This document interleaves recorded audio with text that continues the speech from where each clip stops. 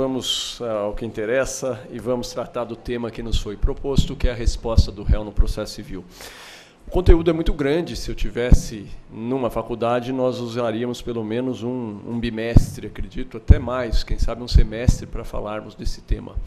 Vou tentar, em apertada síntese, enxugar e trazer para vocês alguns dos pontos a respeito da resposta do réu e depois me coloco à disposição dos colegas para realizarmos aí o debate ao final da exposição. Começando a dizer que resposta do réu é gênero. Tá? Normalmente, quando a gente ouve resposta do réu, nós associamos à contestação no processo civil, mas isso é errôneo tecnicamente. Resposta do réu é gênero, do qual nós temos diversas hipóteses e espécies desse gênero. Primeira, a mais falada por todos, é a contestação, a resposta por excelência. Mas, além da contestação, nós temos outras. Nós temos também a reconvenção, temos as exceções, temos a impugnação ao valor da causa, a impugnação ao benefício da justiça gratuita, a própria ação declaratória incidental do artigo 5º do CPC, todas essas modalidades de resposta do réu. Começando no gênero da resposta do réu, nós vamos dividir academicamente a defesa em defesa direta e indireta. Não sei se está muito rápido, eu sei que tem gente anotando, eu vou tentar falar um pouquinho mais breve. Vamos lá, começando, primeira modalidade, nós temos a defesa, se vocês quiserem marcar, direta. Vamos lá, defesa direta. A defesa direta vai ser aquela espécie de defesa que ataca o mérito. Marquem aí, ela ataca diretamente o mérito da questão. Defesa direta visa garantir uma discussão a respeito do mérito da questão. Sendo uma defesa que ataca o mérito, ela vai assegurar uma sentença que vai possuir o manto da coisa julgada, formal e material.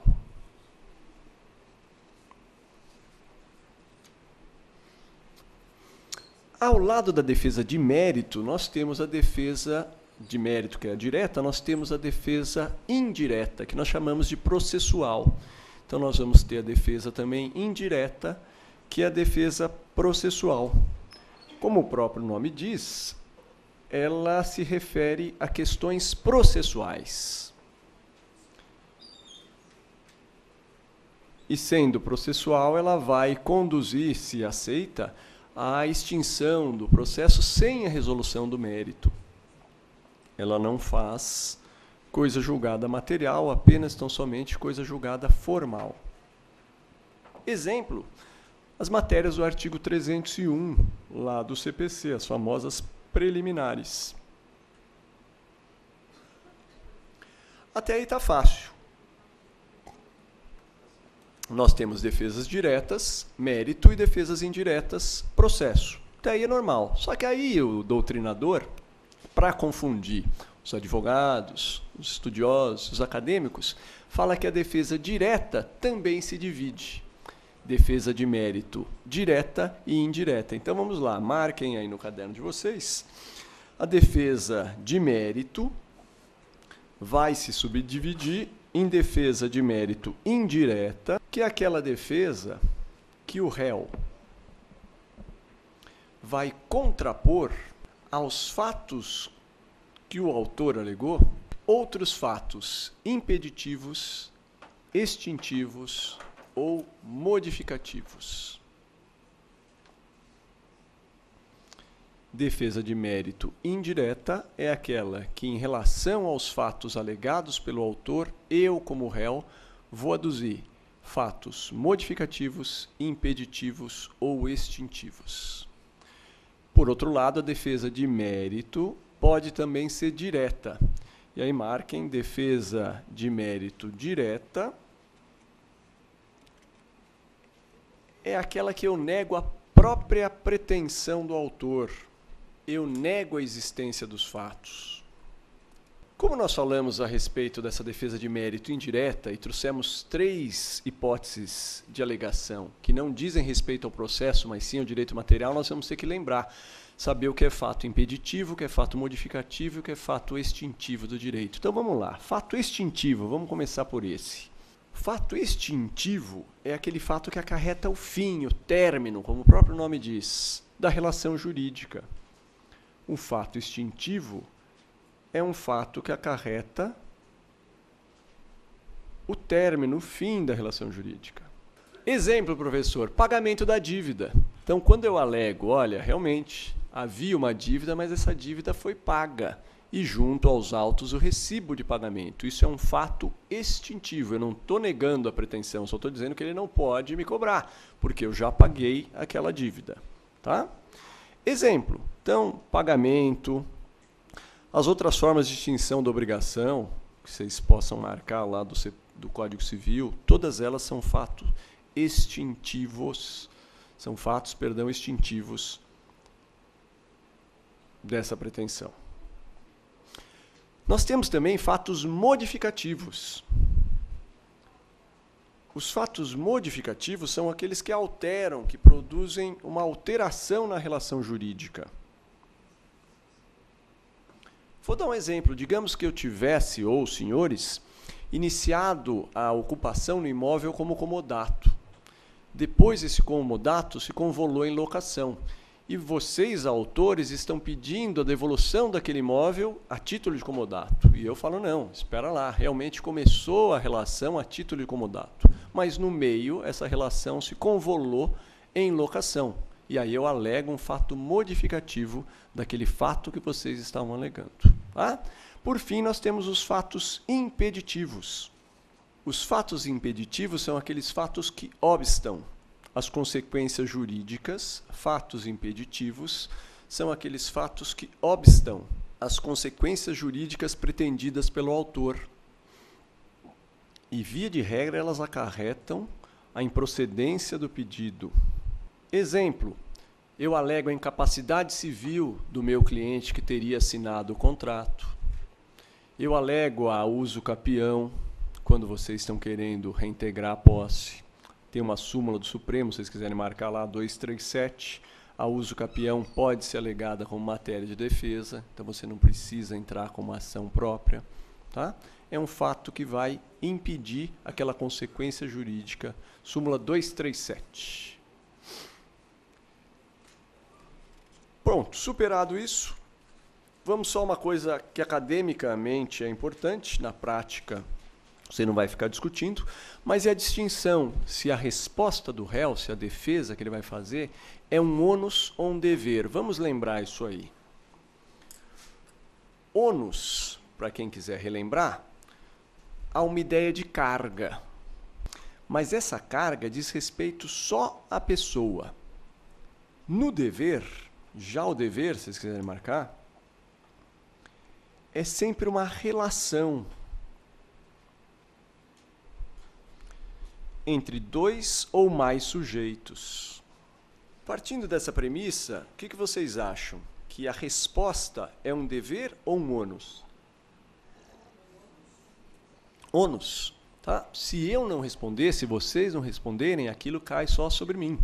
A outra parte não vai ter não tem nenhum poder de obrigar que eu faça. Bom, passado isso aí. CPC, aí vamos começar a parte mais gostosa. CPC no 297, quando nós vamos falar agora propriamente da resposta, diz que no processo de cognição, no processo de conhecimento, rito ordinário, nós precisamos de resposta escrita. Petição escrita, rito ordinário. Grande distinção para o rito sumário. O rito sumário ela pode ser deduzida oralmente. E aí é reduzida a termo em audiência. Prazo para resposta, rito ordinário, 15 dias como regra geral. Nós temos algumas exceções a esses prazos. Vamos começar pelo primeiro, e cuidado com essa questão no que tange ao processo eletrônico. Tá? É o prazo em dobro do artigo 191 do CPC, para quando as partes possuírem a litisconsórcio passivo, e essas partes possuem procuradores distintos. João, Fábio e Vivian são demandados por Maria. João tem um advogado, Fábio tem outro advogado e Maria tem outro advogado. Com o processo físico, era complicado você ter acesso, os 3 advogados, ao mesmo tempo a esse processo. Então, o CPC, sabiamente, previu lá no artigo 191 que contavam-se, como regra geral, em dobro os prazos para você contestar, falando nos autos, recorrer, etc. e tal. Com o processo eletrônico, cuidado, porque há já jurisprudência entendendo que como os autos ficam à disposição, você não tem os autos físicos e o acesso é total, 24 horas por dia, não há razão de existir essa faculdade do 191. Então, cuidado, isso aí, o processo aqui em São Paulo é novo, nós temos só 1 ano de implementação desses processos na maioria dos fóruns, mas tomem cuidado, via de regra, no processo eletrônico eu estou fazendo só nos 15 dias, não estou defendendo esse prazo de 30. Mais ainda, nos processos físicos, sempre houve uma jurisprudência vacilante em relação a quando nós vamos saber se existe ou não essa benesse, se ela já decorre de força de lei ou não. Vamos imaginar, Fábio e João são demandados. A princípio, eu não sei, eu como autor e o magistrado da causa não sabe se Fábio e João irão procurar o mesmo advogado ou se Fábio e João constituirão advogados distintos. Há jurisprudência que entende, e aí precedente, não vou falar jurisprudência, mas precedentes judiciais muito grandes, que entendem que durante o prazo dos 15 dias, primeiro prazo, você tem que pelo menos juntar a procuração, demonstrando ao juízo que você terá procurador distinto da outra parte, para que você possa gozar do prazo de 30 dias. Não obstante, se pegarem o próprio livro do Teotônio Negrão, há jurisprudência também que entende que não, que esse prazo já decorre da mera possibilidade das pessoas terem. Mas vamos imaginar que Fábio entra no processo e usa, sabendo que João não vai ter o advogado dele, faz a contestação em 25 dias. João fica revel, não constitui advogado. E aí? O Fábio teria direito a ter utilizado aqueles primeiros 15 dias ou aplicar os 25? Isso é complicado, então, via de regra, cautela, processo, é muito bom você ter cautela. Vai entrar nos autos, já ingressa com a procuração, recolhe as custas. Tudo bem, que você já demonstrou que você estava ali de boa fé, que se vai usar porque a outra parte não tem um advogado. Caso contrário, pode complicar um pouco. Outra exceção, artigo 188 do CPC, prazo em quádruplo, 4 vezes o prazo, em favor da Fazenda Pública e do Ministério Público. MP e Fazenda Pública, prazo para contestar em quádruplo. Justiça gratuita também, desde que pela Defensoria Pública, tá? Desde que pela Defensoria Pública ou, e aí jurisprudência um pouco mais vacilante, advogados do convênio, se bem que eu não recomendo, porque tem muitos julgados dizendo que os advogados do convênio não fazem jus ao benefício em dobro, só os defensores públicos e os centros que prestam assessoria, então, por exemplo, 11 de agosto, etc. e tal, esses centros teriam, mas nós aqui que porventura façamos parte do convênio da Justiça, não teríamos. Então, tome cuidado, mas pela lei 1060 de 1950, a Lei de Assistência Judiciária, o artigo 5º, parágrafo 5º, diz que a parte goza do prazo em dobro. Início do prazo, artigo 241 do CPC. Aí vocês vão olhar, muito simples, para que a citação se complete, citação, pressuposto de validade do processo, né? Pressuposto de validade, para que ela se complete é indispensável a juntada do comprovante de citação aos autos. Se for pelo correio, muito bem, espera-se a juntada do AR, oficial de justiça espera-se a juntada do mandado devidamente cumprido, e se for edital, tem que lembrar aquela regra que o juiz, quando expede o edital, fixa um prazo de 20 a 60 dias a contar da primeira publicação, para que depois comece a correr o prazo de 15 dias da resposta. Então, se o juiz der 60 dias, nós vamos esperar 60 dias da publicação do primeiro edital, para fim desses 60 dias, iniciar o prazo de 15 dias para a resposta. Claro, está lá no 241, muito simples, tá? Litisconsórcio passivo, aí é importante marcarmos, 241, inciso 3. Se forem 10 réus, digamos, eu tenho que esperar a juntada do último mandado devidamente cumprido ou do último AR retornar aos autos. Artigo 241, inciso 3 do CPC. Litisconsórcio passivo, conta da última juntada do mandado aos autos. Vamos falar de contestação. Contestação, o conceito não é meu, Vicente Greco Filho diz que contestação é defesa geral, onde o réu deve concentrar todos os seus argumentos e alegações, ressalvados incidentes expressamente previstos em lei. Já falei para vocês, contestação é aquele padrão que quando nós ouvimos falar sobre a resposta do réu, nós associamos àquela modalidade de defesa. Contestação é uma peça extremamente técnica. Não é tão técnica quanto a inicial, mas uma peça que demanda um certo cuidado. Por que você disse que não é tão técnica como a inicial? Porque tudo na vida é mais fácil você destruir do que você criar. Se eu der um prumo e um nível para vocês, eu acredito que poucos aqui vão conseguir levantar um muro corretamente, ainda que tenham os instrumentos prumo e nível. Se eu der uma marreta na mão de vocês, eu acredito que vocês conseguem destruir o muro, é muito mais fácil. Na vida, tudo é mais fácil destruir do que construir. Por essa razão, a contestação é uma peça mais fácil de se redigir do que uma petição inicial. Na contestação, você vai só bater nos defeitos daquilo que você vislumbra que o advogado da parte contrária fez na petição inicial. Vamos lá, tem muitas pessoas que colocam, até tem manual aí, esses resuminhos, que dizem que na contestação não há pretensão. Bobagem, hein? Principalmente para quem vai prestar concurso. Marquem aí, contestação tem pretensão sim. Você quer, por meio da contestação, que a pretensão do autor seja desacolhida. Então, a pretensão que você tem na contestação é uma pretensão de declaratória negativa. Vamos lembrar, a inicial você pode fazer um pedido condenatório, declaratório, constitutivo, mandamental, aquela coisa, lato sensu, aí fica a critério de vocês. Para quem segue a ternária ou a quinternária da classificação das ações. Para a contestação, jamais. A contestação só vai ter um tipo. Contestação é sempre declaratória, tá? Vocês vão pedir sempre uma declaratória negativa.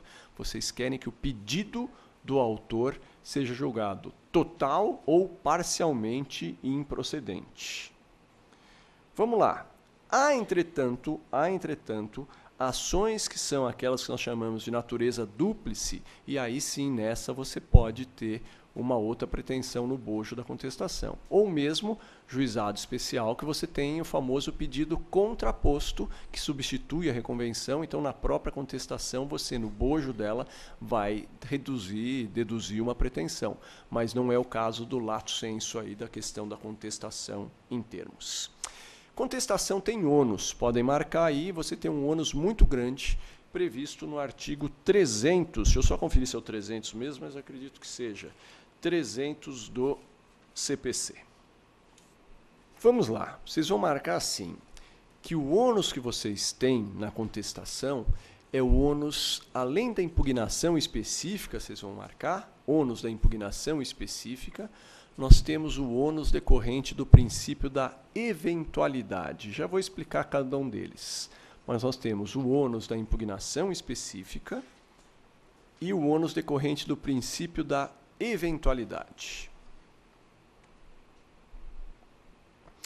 Esse ônus decorrente do princípio da eventualidade é esse que vocês vão encontrar no artigo 300 do CPC. Diz o seguinte o artigo 300. Compete ao réu alegar na contestação toda a matéria de defesa, expondo as razões de fato e de direito com que impugna o pedido do autor, especificando as provas que pretende produzir. Quando eu leciono em sala de aula essa disciplina, eu peço para que as pessoas grifem toda a matéria de defesa. Essa é a oportunidade única que o réu terá para alegar toda a matéria de defesa que ele possui. Se ele não fizer, somente por outra ação, caso necessário seja e possível, é que ele poderá fazer. Não tem como. Ah, protocolizei, ainda aluno às vezes brinca, mas professor, eu tenho 15 dias para protocolizar a minha contestação. Digamos que eu utilizar só 10 dias. Aí eu voltei para o escritório, no 12º dia eu lembrei, faltou uma matéria. Posso voltar e utilizar os 3 dias que eu tenho? Jamais. Protocolizou, preclusão consumativa, acabou, não tem mais o que fazer. Então, é princípio anotar toda a matéria que você tem e deduzir matéria por matéria. Antes de entrarmos no mérito, entretanto, nós temos que aduzir algumas matérias que o Código chama de preliminares, que são aquelas defesas que nós falamos no começo da nossa conversa, como uma defesa processual, defesa indireta. Então, lá no artigo 301, vocês vão marcar aí nas anotações que as matérias do 301 são todas de ordem pública, com exceção do compromisso arbitral. Então, marquem que as matérias elencadas no artigo 301, as famosas preliminares, são matérias de ordem pública, com exceção do compromisso arbitral. O que isso significa? Que se porventura vocês esquecerem de alegar alguma delas, repito, com exceção do compromisso arbitral, o juiz deve conhecê-las de ofício em qualquer tempo e grau de jurisdição. Olha lá o que diz, por exemplo, o 301. Compete ao réu, antes de discutir o mérito, alegar inexistência ou nulidade de citação, inépcia da petição, perempção, litispendência, conexão, toda aquela história que vocês estão cansados de saber. Vocês vão alegar lá preliminarmente. E é engraçado, às vezes o juiz fica bravo, porque quando o nosso cliente não tem tanto suporte no que se refere ao direito material, onde nós vamos buscar defendê-lo? Por meio das preliminares. E aí, às vezes, nossa peça de contestação tem 5 laudas a respeito de preliminar e 2 laudas falando do mérito, quando, na verdade, deveria ser o contrário. Eu teria que atacar o mérito da questão. Mas como o meu cliente não tem o direito, eu vou tentar ganhar esse processo por meio de uma defesa indireta, fazendo só coisa julgada formal, e a pessoa vai entrar de novo corrigindo o erro que fez. Mas é nisso que eu vou tentar bater. Infelizmente, às vezes, é o que a gente vê aí no fórum. Essas preliminares, elas devem ser alegadas, já falei, e além disso nós vamos ter que manifestar, agora entrando propriamente no mérito, de uma maneira lógica, correta, com uma premissa maior, chegando à premissa menor, atacando aqueles pontos que o autor trouxe à colação. E aí sim nós temos que tomar muito cuidado, e eu falo que aqui o processo trabalhista nos explica muito bem. Vocês aqui, eu não sei, eu não milito na área trabalhista, mas costumo ver as petições, principalmente as petições de resposta, de contestação, elas vêm assim: fala, posto isso, improcedem os pedidos A, B, C, D, E, F, G, porque o trabalhista tem aquela letra que ele usa o alfabeto inteiro, se bobear ele coloca ainda alfabeto grego lá, que ele põe mais algumas letras. E o advogado que faz a contestação também vai falando, além dele já ter falado, ele posto isso, improcede aquilo. Por quê? Porque esse é o ônus que nós estamos falando da impugnação específica. Se porventura eu deixar de atacar algum fato que o autor falou, infelizmente o Código vai falar que presumem-se verdadeiros os fatos alegados pelo autor que não foram impugnados. Então marquem, ônus da impugnação específica significa que eu tenho que infirmar fato por fato que foi alegado pelo autor na inicial, sob pena de, não o fazendo, serem considerados verdadeiros aqueles fatos.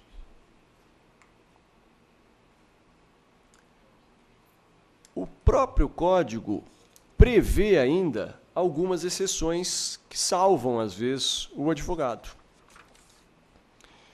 Abram, por gentileza, quem está com o código, o artigo 302. Para quem não está, eu falo aqui para vocês rapidinho as hipóteses. São 3 hipóteses. Diz o código que, ainda que o réu não tenha impugnado os fatos, não vai se aplicar essa confissão, essa espécie de presunção de veracidade, em 3 hipóteses. Marquem a primeira, por favor. Primeira, quando não for admissível a confissão. Direito indisponível.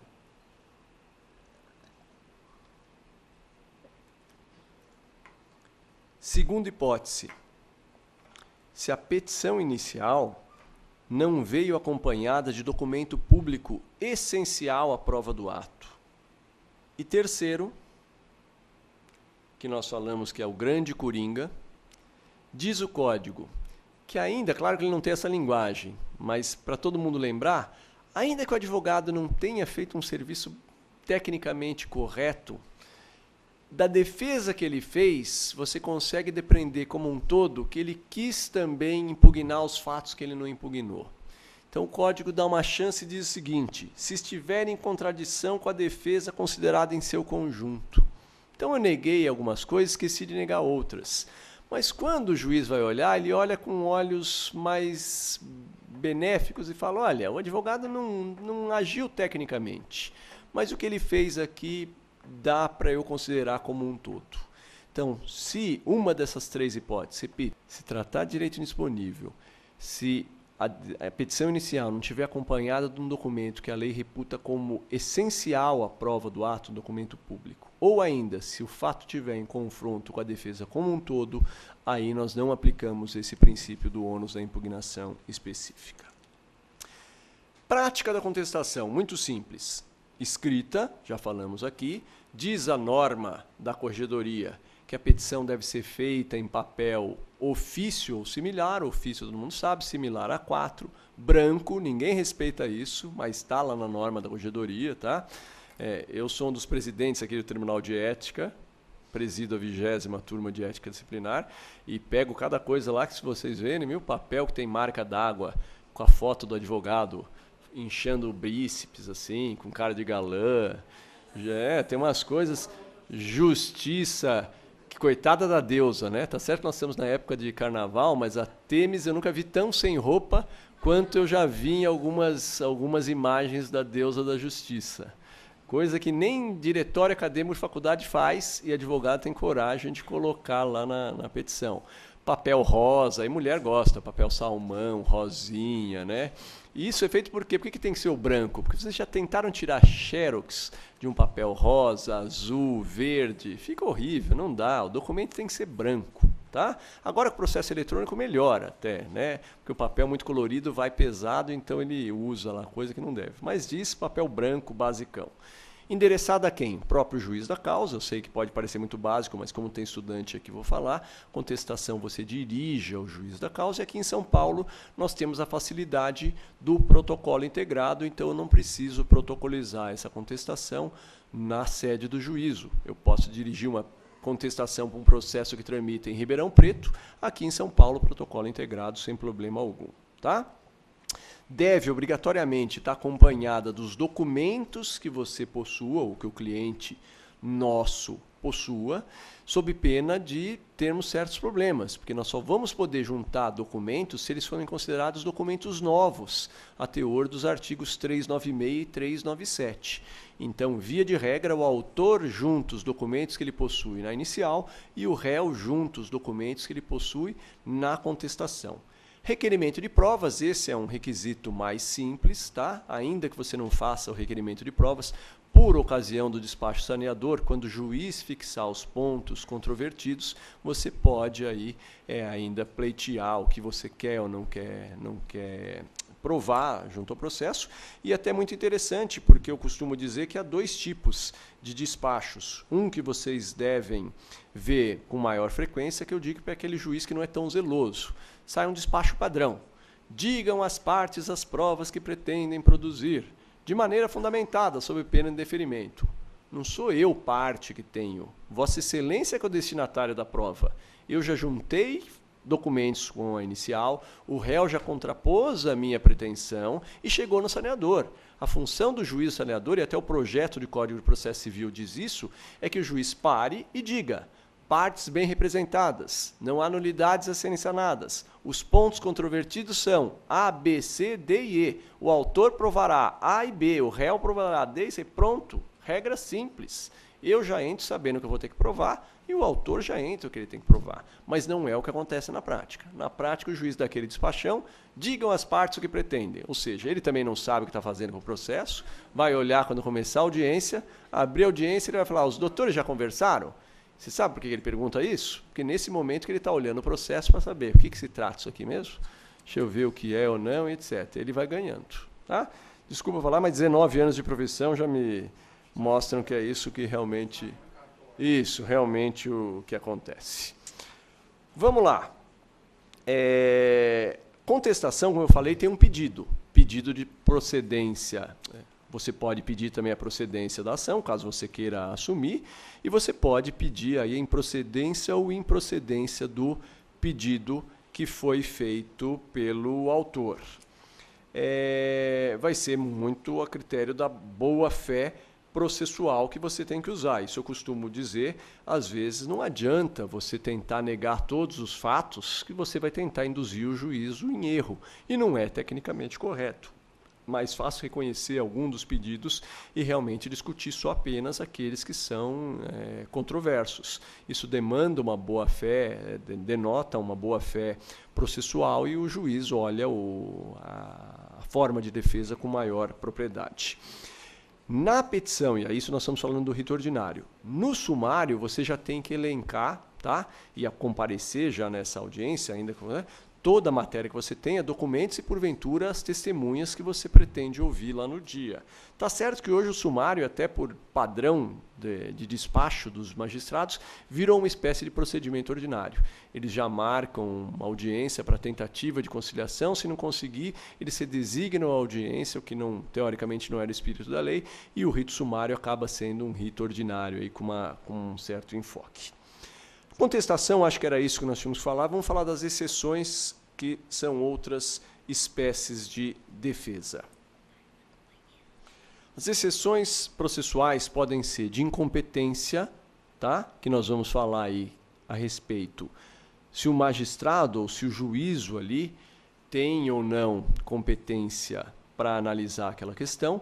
Pode ser também de impedimento e suspeição, essas um pouco mais graves. O que não é matéria de exceção? Se vocês quiserem marcar para a gente já começar a passar uma vassoura nessa questão.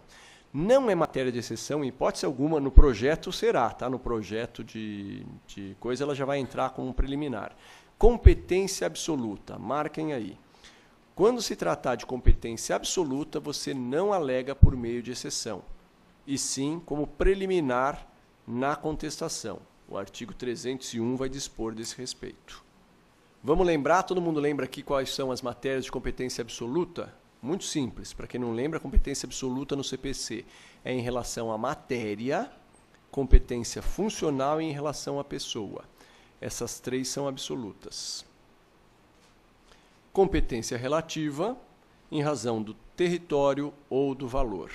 Vamos lá, incompetência relativa. O que nós temos que falar a respeito disso? Primeiro, o prazo que vocês têm para alegar incompetência relativa é o prazo da resposta, 15 dias. Recebido, e aí cuidado, porque tem muito advogado que corre conta errado esse prazo. Digamos que eu tenho 15 dias para a resposta. Eu usei os 7 primeiros dias para interpor a matéria de exceção de competência. Diz o artigo 306 que, recebida a exceção, o processo ficará suspenso até que seja definitivamente julgada. Lembrem-se, há uma coisa falando de suspensão de prazo que você para e volta a correr o que sobrejar lá no final. Ou seja, se eu usei os 7 primeiros dias, partindo da premissa que eu tenho 15, quando o juízo mandar o processo lá para o juízo competente, digamos, saiu de Santo Amaro e foi para Lapa, lá na Lapa eu não vou ter 15 dias de novo. E eu já vi muito advogado fazer essa bobagem.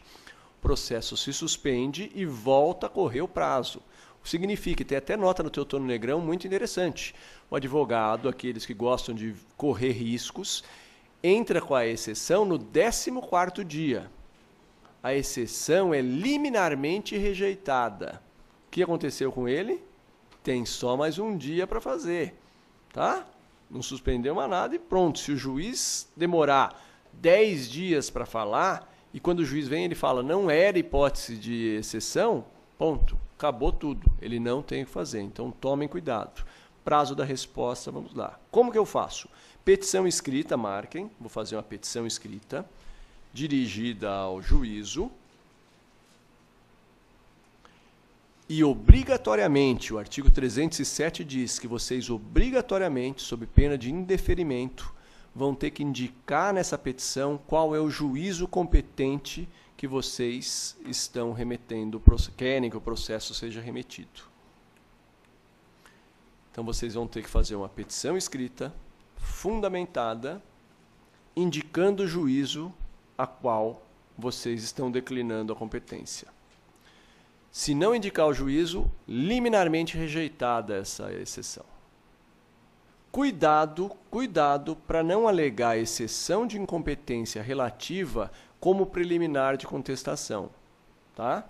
Vocês têm jurisprudência, por exemplo, vocês olharam o Teotônio Negrão no artigo 307, ele indaga, é válida a arguição de incompetência relativa em preliminar de contestação? E aí ele põe duas notas. Sim, e aí tem julgados, inclusive do STJ, constitui mera irregularidade e falta de técnica processual a apresentação de exceção de incompetência relativa como preliminar, devendo ser observado o princípio da instrumentalidade do processo. Não obstante, se tem também do próprio STJ, não. A arguição de incompetência relativa como preliminar de contestação afronta o disposto no artigo 112 e 304 do processo, as quais estabelecem que a exceção tem via própria para suscitar esse tema. Pronto, aí não conheceu e a pessoa toma aí uma decisão contrária na cabeça. Procedimento. Entrei, aleguei, juntei, lá digamos que for territorial, juntei o comprovante. Diz lá o artigo 94, por exemplo, que as ações fundadas em direito pessoal e as ações fundadas em direito real sobre bens móveis, via de regra, são propostas no domicílio do réu. Sendo o domicílio do réu, digamos que o réu é domiciliado na região da Lapa, eu teria que propor na Lapa. Propus em Santo Amaro. O réu atento ingressou com a exceção de incompetência, querendo que aquele processo fosse para a Lapa. Ótimo. O que vai fazer o juiz de Santo Amaro? Ele vai receber e vai dar 10 dias, diz aí o código, 10 dias, artigo 308, para que o excepto se manifeste. Ah, realmente foi ou não foi. Cuidado, porque aqui em São Paulo, e aí eu recomendo que vocês leiam aquela obra brilhante, eu acho que é a melhor obra de processo civil, que chama Instituições de Direito Processual Civil, do Cândido Rangel Dinamarco. Aqui em São Paulo, o TJ, por uma questão administrativa, e tentando resolver uma questão de excesso de processos nos foros regionais, fez com que a competência dos foros regionais de territorial passasse para ser competência funcional. Tem norma da corregedoria, coisa que é absurdo. O Cândido Rangel Dinamarco edita lá 4, 5 laudas no livro dele explicando que isso é errado. Mas o que faz? Tem uma súmula da STJ, posso estar errado, mas acho que o número está certo, que é a súmula 33, que diz o seguinte: a incompetência relativa não pode ser reconhecida de ofício. Significa que, se nós estamos falando de competência territorial, e eu estou demandando o réu em território distinto, se o réu não falar, pronto, o juiz não pode fazer nada. Ele tem que ficar quieto e falar, bom, a princípio eu sou relativamente incapaz para conhecer isso, mas se ninguém fala nada, doravante eu toco esse processo, precluiu e eu suco. Para evitar isso, o que acontecia? Eu, advogado, tenho um escritório na região do Jabaquara, falo, é muito mais fácil eu demandar no fórum do Jabaquara. Então eu vou jogar todas as ações do Jabaquara. Se o réu pedir exceção, ótimo, vai para Santo Amaro, para lá, para Pinheiro Central. O juiz de Jabaquara não pode fazer nada, ele tem que ficar quietinho, porque se trata de competência territorial, portanto relativa.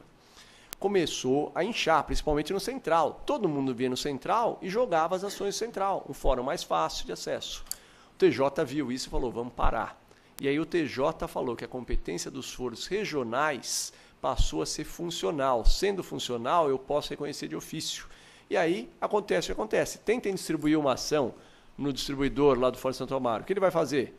O próprio cartorário vai falar para vocês, desculpa, competência não é minha. Aí você argumenta, não, mas se trata de competência do artigo 94, é territorial. Então o juiz não pode reconhecer de ofício. Se nem o juiz pode reconhecer de ofício, ele fala não, mas o fórum aqui tem competência funcional e ele não recebe. E se você insistir para protocolizar, ele protocoliza, mas chegando em cartório, o juiz vai dar um despacho remetendo de ofício ao foro competente. Por quê? Porque aqui em São Paulo transformaram algo que era territorial em funcional. A competência dos foros regionais tornou funcional.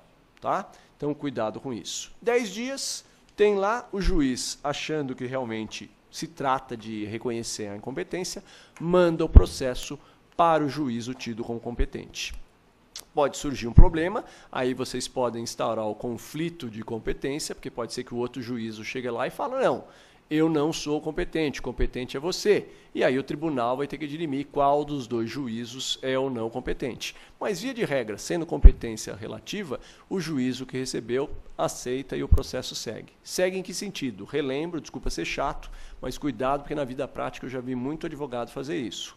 Chega lá, só vai ter para apresentar a resposta os dias restantes que vocês tinham. Então, o que eu recomendo? Vai entrar com exceção? Entra já no primeiro dia. Porque vocês vão ter depois os 14 dias para fazer. Ou então, enquanto está sendo julgada a exceção, vão redigindo a contestação. Porque se chegar lá e faltarem só 3 dias vocês terão para apresentar essa resposta. Ok? Essa é a coisa. Nós podemos ter também exceções de impedimento e suspeição. Aí a coisa é mais grave. Vamos tratar um pouquinho daí. Matérias de impedimento e suspeição vocês vão encontrar no CPC, nos artigos 134 e 135 do CPC. Vamos lá, CPC 134 e 135. Impedimento é uma coisa extremamente grave. A lei já parte da premissa que o juiz, por presunção da lei, é parcial. E ele não pode, em hipótese alguma, conhecer e julgar aquela lite. Impedimento é tão grave que ele dá ensejo à ação rescisória. Ainda que o juiz impedido assim continue no processo, vocês ainda podem, após o trânsito em julgado, discutir esse impedimento por meio da ação rescisória. Já a suspeição, não. O impedimento possibilita, artigo 485, deem uma olhada lá depois da ação rescisória, ele possibilita. Se vocês lerem o 184, vocês vão ver, e eu costumo sempre brincar em sala de aula, que direito é bom senso. Tá? Nós estudamos, temos técnica, etc. e tal, mas o direito é aquela história do bom senso. Se você usar o bom senso, vale. Por essa razão que às vezes a gente fica um pouco chateado com decisões como essas que ocorreram na semana passada. Não precisa ser jurista, basta ter o bom senso. Eu posso julgar uma coisa que já foi julgada? É bom senso. Qualquer pessoa vai falar não. Né?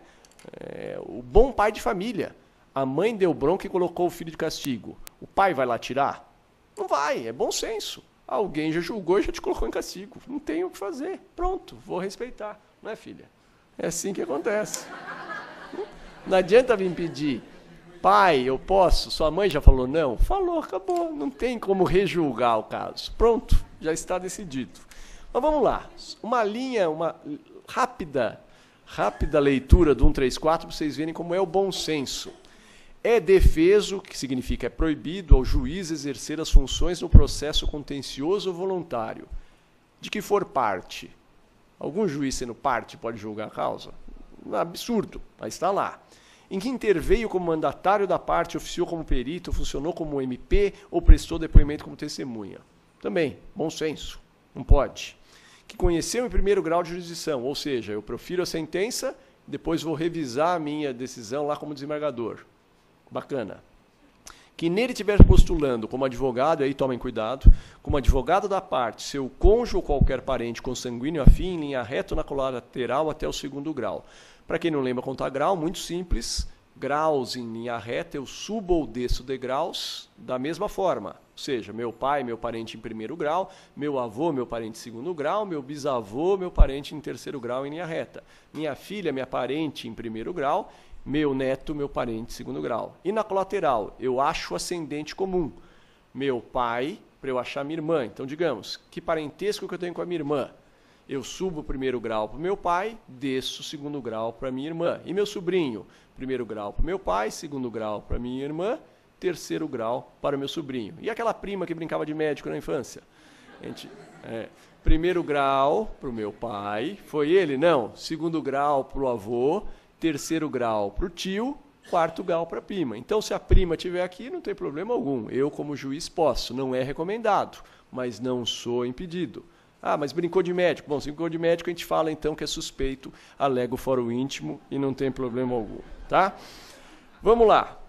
Esse do advogado é importante fazer o seguinte, o advogado não pode peticionar para tornar o juiz impedido. Digamos que eu tivesse algum irmão magistrado. Se eu peticionei e o sorteio, livremente, jogou o computador, distribuiu para a vara que esse irmão é juiz, vamos dizer, ele, quando recebesse, teria que se dar por impedido e mandar para o substituto. Agora, o processo já existe, meu irmão já é magistrado. O réu não está contente com o colega que vem patrocinando. O réu me procura. Posso entrar nos autos? Não. Aí o CPC diz, no parágrafo único, parágrafo único do 134, tá? No caso do inciso 4, que é esse do advogado, o impedimento só se verifica quando o advogado já estava exercendo o patrocínio da causa. É, porém, vedado ao advogado pleitear no processo a fim de criar impedimento. Então, eu não posso, aí o impedimento é meu. Tá? Eu não posso, tem que passar para um colega, eu que não posso assumir essa defesa, já o irmão sendo. Ou o próximo, quando for órgão de direção ou administração de pessoa jurídica, que tem parte na causa. Então, digamos, algum magistrado que é diretor da Pamages e a Pamages está entrando com uma ação contra alguém. Esse magistrado, obviamente, não vai poder julgar. Tá? Já as hipóteses de suspeição são muito mais tênues. Se vocês olharem aí as hipóteses, vocês vão ver, reputa-se fundada a suspeição de parcialidade do juiz quando 1. For amigo íntimo ou inimigo capital de qualquer das partes. Obviamente, ele vai estar agindo com emoção, não pode. Só não pode colocar em concurso ou na prova inimigo íntimo, hein? Inimigo íntimo é só sogra. Essa é inimiga íntima, o resto nós não temos. Se é inimigo, não vai ser íntimo, obviamente. Se alguma das partes foi credora do juiz, né? Cônjuge ou parentes até o 3º grau, herdeiro, donatário. O 4, infelizmente, eu vejo bastante, hein? Vejo. É comum, agora no Carnaval não, mas na Páscoa nós vamos ver vários juízos infringindo essa questão. Diz o inciso 4 que reputa-se fundada a suspeição daquele juiz que receber dádivas antes ou depois de iniciado o processo. É triste, mas infelizmente eu sou advogado militante, encosto o umbigo no balcão e vejo, na época do Natal, na época da Páscoa, estagiárias, normalmente bem bonitas, levando cestas de Páscoa, panetones, cestas. Isso é dádiva, o juiz não pode aceitar. Mas acontece. Você vai em cartório, tem calendário de banco, calendário de seguradora, tudo dádiva. O Estado não pode receber uma coisa dessa. Imagine, eu estou advogando contra tal seguradora e no cartório, atrás do juiz, está lá o calendário da seguradora. Isso é um absurdo. Não pode, mas aqui tem, todo fórum. Não adianta discutir, pode que a juria fala, o gravado tem. Tá? Recebe. É só filmar na porta do João Mendes, eu já vi carrinho chegando com aquelas cestas, tá? Pessoa entrando com carrinho levando cesta. Absurdo. Dádiva, isso não deveria ocorrer, mas não deveria ser julgado de novo e vai e tudo mais. Vamos lá. Tecnicamente, a parte que arguia essa exceção chama excipiente. Então, vocês, quando forem suscitar essa exceção, vocês vão se qualificar como excipiente. A parte contrária chama excepto. O nome é feio, né? Mas é verdade. Excipiente, quem alega, excepto quem está sendo objeto dessa exceção. Você vai demandar uma petição escrita, vai ter que fundamentar bem essa petição e, conclusos, o excepto vai falar em 10 dias. Não é ação, grifem, não é ação, é um mero incidente processual. Tá? Se necessária, pode marcar uma audiência de instrução e julgamento, a decisão é proferida em até 10 dias. Tá? O juiz vai apresentar as razões, por que ele é ou não é suspeito. Para quem quiser e tiver com esse problema, vocês vão ter que olhar aqui em São Paulo o regimento interno do TJ. Marquem, por favor, essa questão da suspeição fundada em impedimento ou em suspeição, melhor dizendo, essa exceção, perdão, de suspeição e impedimento, ela está nos artigos 766 e seguintes do regimento interno do TJ São Paulo.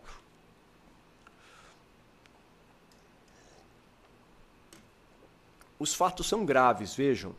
Você está falando que o juiz está desrespeitando norma de ordem pública. Por essa razão, o próprio regimento, mas aí a prudência, o bom senso já diz, cuidado.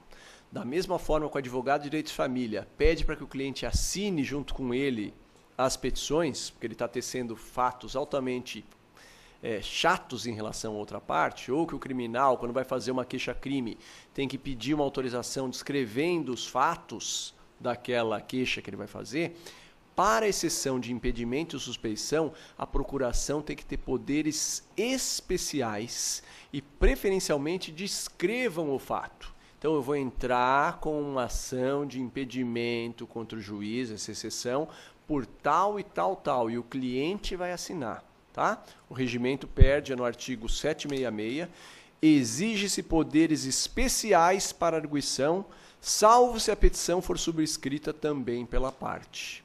Tá? Então tomem cuidado, para se alegar impedimento ou suspeição, poderes especiais, aqueles só do 38 não servem. Tá? Vamos supor que o juiz não aceite que ele é suspeito ou impedido. O que o juiz obrigatoriamente tem que fazer? O juiz vai apresentar uma resposta, autua-se em apartado, o juiz apresenta uma resposta, junta os documentos, testemunhas e manda os autos para o tribunal. Chegando no tribunal, ele é distribuído para uma câmara, aqui no TJ São Paulo, uma câmara especial. O relator vai verificar se tem ou não tem fundamento. Se tiver fundamento, ou seja, a princípio em tese, isso é hipótese de suspeição, ótimo. Ele vai mandar produzir as provas que ali estão. Pode ser uma prova oral, pode ser só documental e assim por diante. Encerrada essa instrução, ele leva para a mesa e vai proferir o julgamento. Aí que é interessante, por isso que precisa dos poderes especiais. Se for acolhida a exceção, aí eu acho que vocês nunca ouviram isso. O que vocês acham que vai acontecer com o juiz? Além dele ser afastado, ele vai ter que tirar dinheirinho do bolso. O juiz vai ser condenado ao pagamento das custas desse incidente. Tá? Também, nunca vi, mas diz, é o artigo 770. Acolhida exceção, o tribunal condenará o juiz nas custas, tá? No cargo de erro inexcusado, e manda para o próximo substituto. Agora é o contrário. Se não for acolhida e o tribunal entender que o recipiente agiu de má-fé, aí ele vai ficar sujeito às penas de litigância de má-fé, artigo 18 do CPC. Tá? 18 do CPC. Reconvenção, vai lá, a exceção era isso, vamos para a reconvenção, estamos já terminando aqui a nossa conversa. Reconvenção é um contra-ataque. Reconvenção, se vocês quiserem definir aí numa única palavra, é um contra-ataque. Isso mesmo. O réu do processo original passa a ser autor nesse processo que ele vai demandar em desfavor do autor original. Olha a confusão. Por que se justifica isso, professor? Se, como o colega lembrou, se é uma outra ação que decorre daquela ação primeira, por que não fazemos isso à parte? Questão de economia processual. Tá? Por questão de economia processual, de racionalidade, a gente já faz isso. Só que tem algumas questões que nós vamos ter que anotar. Marquem aí quais são os requisitos. Primeiro, o prazo de 15 dias. Mesma coisa, o prazo de 15 dias. Que é o prazo da resposta.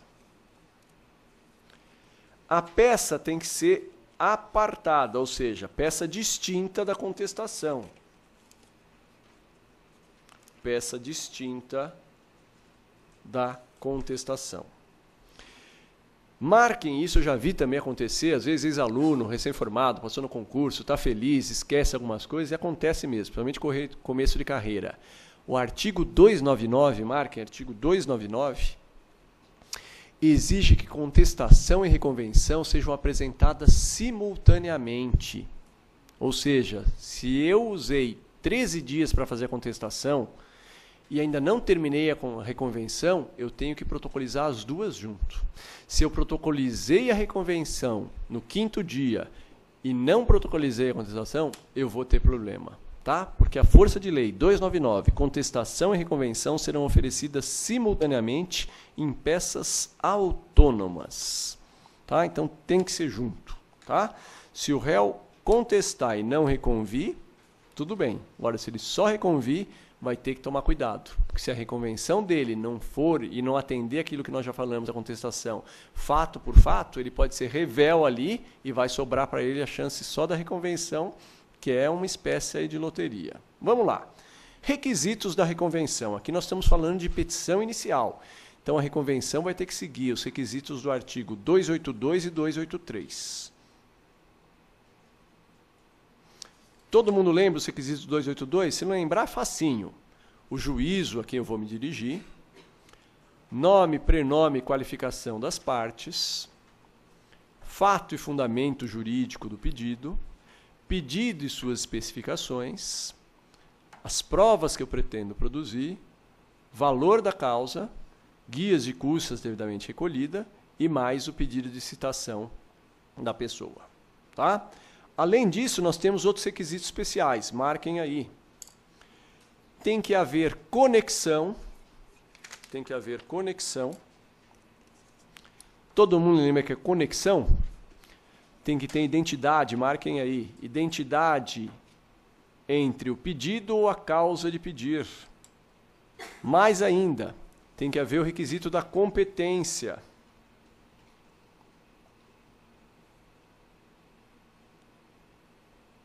O juiz, marquem, o juiz não pode ser absolutamente incompetente para julgar a reconvenção.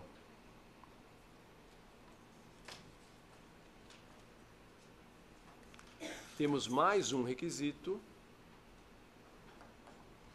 O procedimento da ação principal e da reconvenção devem ser compatíveis.